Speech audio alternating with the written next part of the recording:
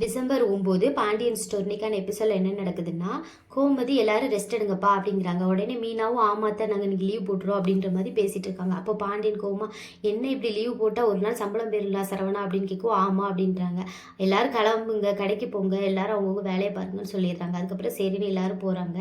அதுக்கப்புறம் நம்ம ராஜு அவங்க ரூமுக்கு போய் கதிரை பார்க்காங்க. கீழே படுத்திருக்காங்க ஒரு சைடாக. உடனே அவங்கள மேலே படுங்கன்னு சொல்லிட்டு அரேஞ்ச் பண்ணி கொடுக்குறாங்க. கதிர் மேலும் ஒழுங்காக படுக்கல, ஒரு சைடாக படுத்தோடனே கதிர் முதுகு கட்டு அப்படின்னு பார்த்தா உள்ள ஃபுல்லாக அடித்து தழும்பு திரும்ப இருக்குது.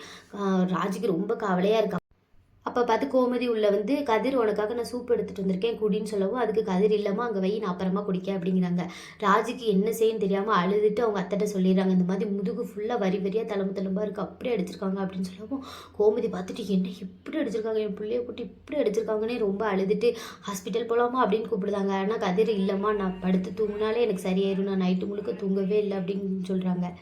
அதுக்கப்புறம் ராஜும் கோமதியை சமாதானப்படுத்தி அவங்க கொஞ்ச நேரம் ரெஸ்ட் எடுக்கட்டும், வாங்க நம்ம போகலாம் அப்படின்னு சொல்லி கூட்டிகிட்டு போயிடுறாங்க.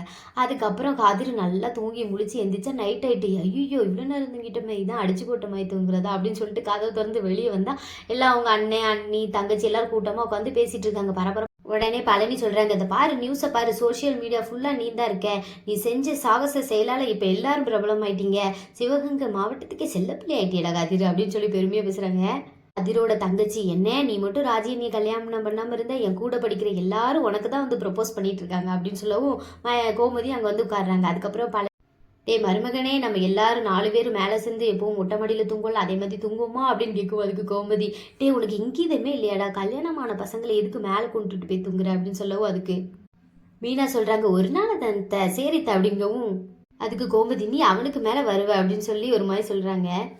அதுக்கப்புறம் கோமதி பழனியை பார்த்து முதல்ல இவனுக்கு ஒரு கால் கட்டு போடணும் அப்படின்னு சொல்லவும், அதுக்கு பழனி முதல்ல அதை செய்யுங்க, என் தூக்கி வளர்த்த பையன் எல்லாரும் கல்யாணம் முடிச்சுட்டு வந்துட்டான் அப்படின்னு சொல்லவும், அதுக்கு மீனா சொல்கிறாங்க இதில் ஓடி இருங்க சித்தப்பா அப்படின்னு சொல்லவும், அதுக்கு அவர் நான் தனியாக ஓடி என்ன செய்ய, பேச்சு துணைக்கே எங்கள் ஆள் இல்லை ஓடணும் அப்படின்னு சொல்லிட்டு இருக்கோம். அங்கே வேகமாக மயில் ஓடுன்ட்டு எல்லாருங்க பாருங்க டிவி வைங்க அப்படி பரபரப்பாக பேசிகிட்டு இருக்காங்க.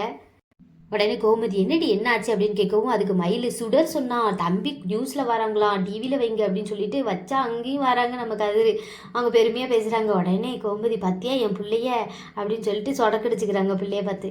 நெக்ஸ்ட் சீன் முடியுது.